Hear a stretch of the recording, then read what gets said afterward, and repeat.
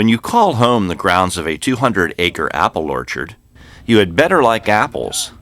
And everyone at Gary Shanholtz orchard does, right down to the family dogs. I'm Greg Larry for HampshireEV.com. I recently visited the Shanholtz orchard to see how this year's crops of peaches and apples are doing. And while getting an update, I found a man who finds life on the orchard perfectly suited for him. You ever get tired of biting into a fresh apple picked off the tree? No, absolutely not. Better yet is a sweet, ripe, juicy peach when the juice runs down over your chin. Oh, you can't beat that. That's for sure. With his 5 Labrador retrievers at his side, Gary Shanholtz loves nothing more than to get on his four-wheeler and make the rounds on the 160 acres he owns on Jersey Mountain Road in Hampshire County, West Virginia. He owns another 40 acres in nearby levels. Yeah, that's Blondie, and this is John here, and that's Rebel, and then the other chocolate one's Roxy, and then of course we've got old Blackie. There? Yeah, that's 5 of them. Come on, let's go. Come on. Come on, let's go.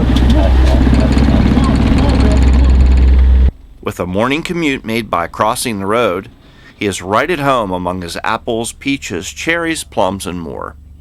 One of his 4 sons, Kane, helps Shanholtz on the orchard with spraying, grass cutting, and many other tasks. Despite the heavy amounts of rain we've been receiving this April, Shanholtz reports the crops are doing well. Well, right now the peaches are in full bloom, the cherries are in full bloom, and the apples are in the pink, and they'll probably be in full bloom next week. Now the peaches are right on schedule, and the cherries, but the apples shouldn't bloom around the 1st of May, but it looks like they're going to be at least a week early.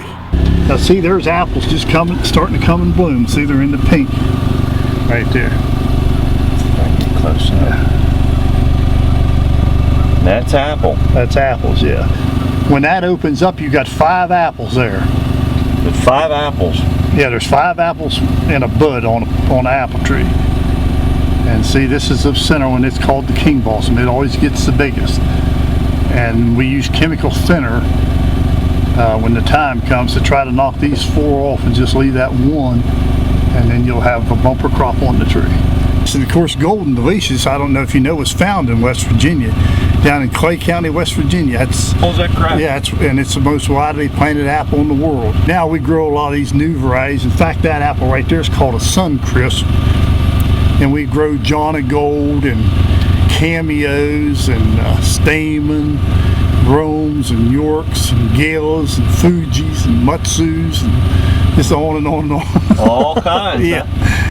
Since the young buds grow fast in spring, the frequent rain has made spraying important to keep the new growth protected from insects and fungus.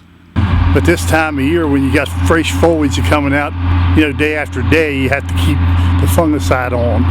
Then once you get past bloom and get into May and all the foliage is out, usually you can get back to spraying about every 14 days.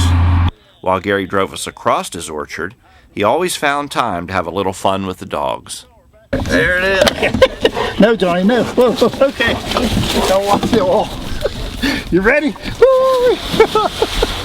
There are blondies even in there too. Go get it, John.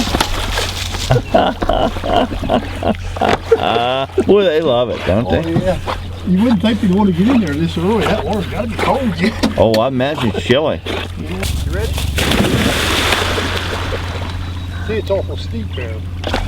Are you okay, girl? She'll make it. Shanholtz recently put in a deer fence. As well as eating the crops, the deer also damage the trees by rubbing their horns on the trunks and branches.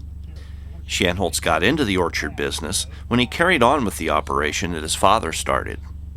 Shanholtz said with a lot of hard work, he was able to expand the business and now sells fruit to larger companies and markets, as well as individual buyers. A peach bud only has 1 fruit in it. Right inside this bloom is the peach right now. You open this up, see right there's your peach. See if I can get it here without, and that's the pistil sticking out. But that's your peach right there. He is. As this peach starts to break this shuck open, you got to keep a pesticide on there so an insect don't sting it. if that little peach gets stung when it's that small, that ends up being what we call a cat face. That peach will be deformed. It won't grow like normal. It'll have a ugly side on it from where it's been stung. Shanholtz is a man clearly at home with his trees and loves nothing more than to enjoy each day making the rounds on his orchard. I'm Greg Larry reporting for HampshireReview.com. But it's been a good life here on Jersey Mountain. I wouldn't want to live anyplace else.